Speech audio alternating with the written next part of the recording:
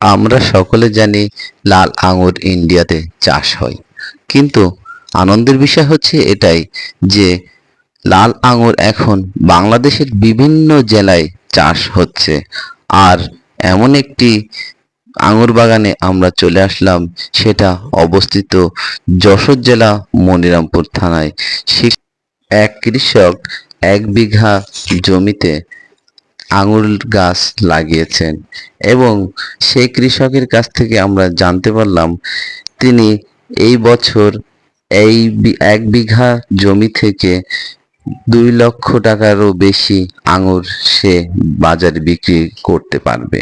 আবহাওয়া অনুকূলে থাকায় তার ফলনের মাত্রা অনেক ভালো এবং পোকামাকড়ের মাত্রা কম আছে। আমরা আঙুর খেয়ে দেখলাম, খুব সুস্বাদু এবং মজাদার। যে আঙুর আমরা ইন্ডিয়া থেকে আনি সে আঙুরের কোনো অংশে কম নয়, খুব মজা।